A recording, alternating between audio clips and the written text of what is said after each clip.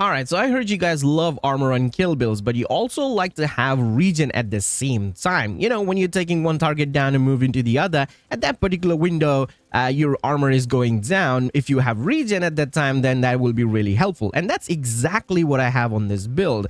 It's actually my 3-year-old build that I've been using every single day. I still use it and I absolutely love it.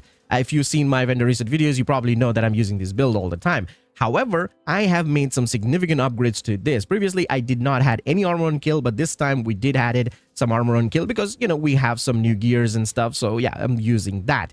Now, I also have to keep that in mind that I not only have the regen, the armor and kill, also some protection at the same time, but also have the damage because, damage is important here.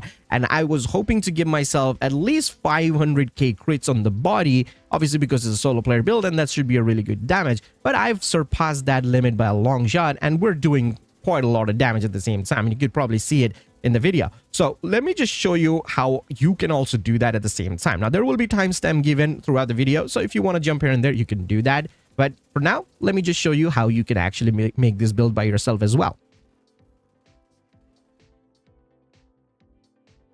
All right, so this is the build right now, as you can see. Now, I know it looks a little bit weird here, but don't worry, bear with me. I'll talk about how it actually works.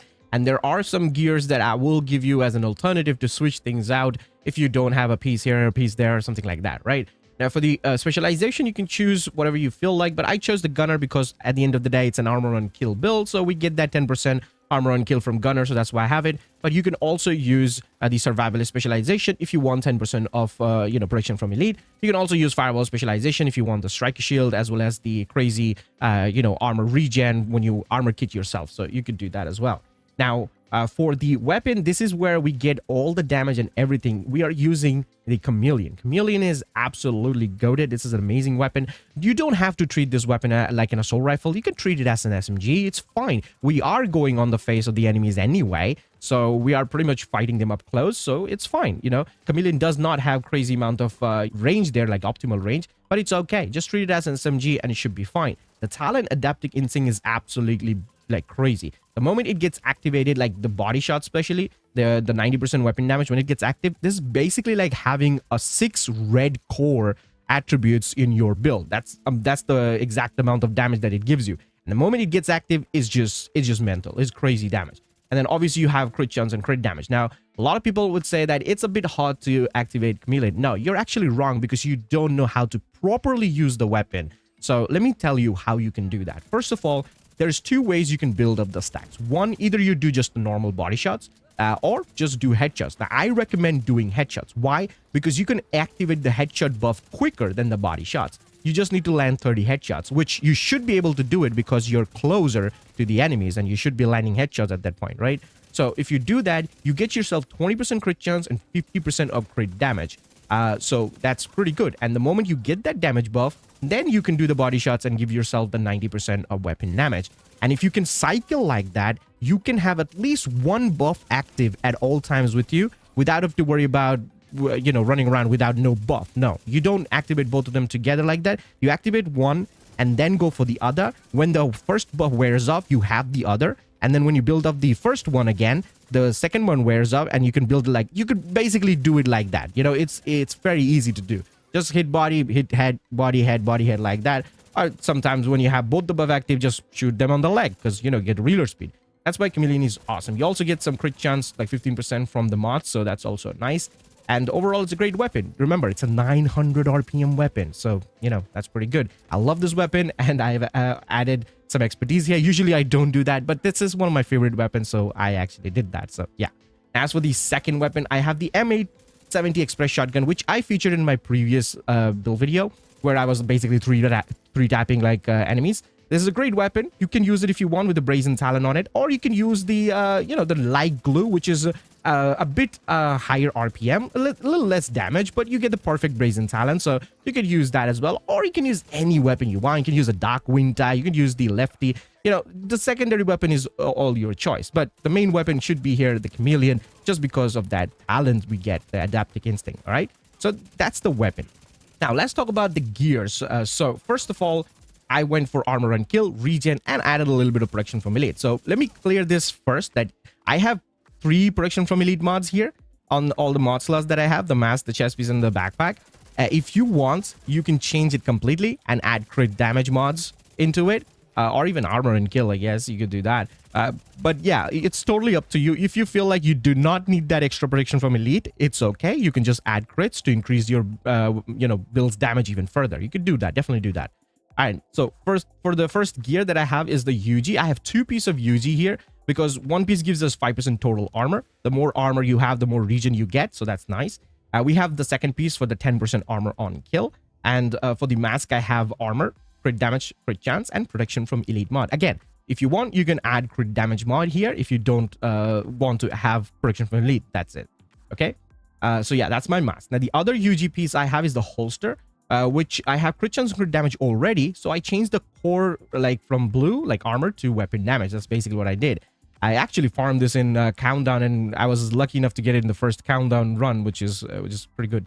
Now, for the other armor and kill piece that I have is actually the new one, which is the Steelworks. It's fairly new. It's not that crazy, but yeah, it's a good one. We have the 10% armor on kill from the 1 piece set bonus, and that's exactly what I wanted. I actually changed my crit chance over here as an attribute and added armor regen there because I honestly get a lot of crit chance on the build anyway, so I don't have to worry about getting more crit chance. You could actually do that too. You can take one of all the crit chance attributes and put armor regen if you want more armor regen, or anything else if you want to add, you could do that. Like weapon handling, for example, you can absolutely do that. But I chose the armor regen here, and we have obviously armor and crit damage for the gloves here, right? Now, for the other 2 pieces that I have is a Bellstone piece, because Bellstone, also gives us 1% armor regen, plus 2 piece gives us 10% armor on kill. So that's pretty much what I did. Again, I have armor regen here and the crit damage. And obviously, I changed the blue core to weapon damage here as well. I'm trying to give myself at least 1.5 million armor, if not 1.3 to 1.4 million armor. That should be the sweet spot for a solo player. If you want to know how much armor you want as a solo player, that's the amount you want basically. So having some red cores is not bad. Like I am also thinking about getting another piece with a red core. Like I could go and farm countdown or something to get myself another red core there, because I feel like 1.6 million is a bit too much armor as well. You could just change one of them to red core and give yourself even more damage, and run around with 1.4 million armor, which should be also a pretty respectable amount of armor for a solo player. Anything below that, it's a bit squishier side, but yeah, 1.4, 1.5 is a great, sweet spot for solo players to have that armor. So that's pretty much that. Now, for the other piece that I have is the chest piece, which is the Bellstone again. And this time I have armor here, crit damage, crit chance, and protection from elite mod, and obviously the Obliterate talent. Now, you could say, wait, why Obliterate talent? Why not Intimidate talent?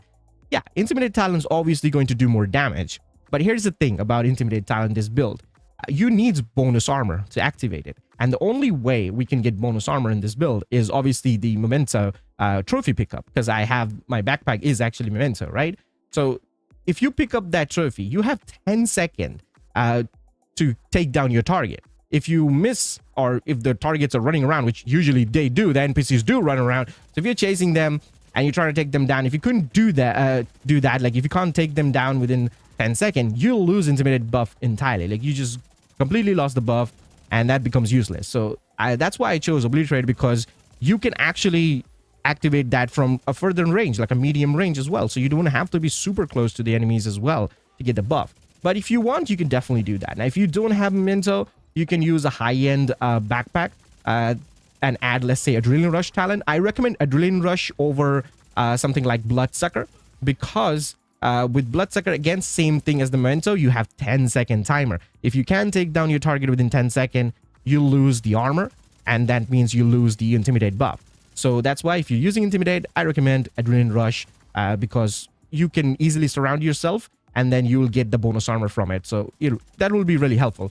Or if you want damage talent, you can go something like Unstoppable Force talent on the backpack, and then Obliterate talent on the chest piece.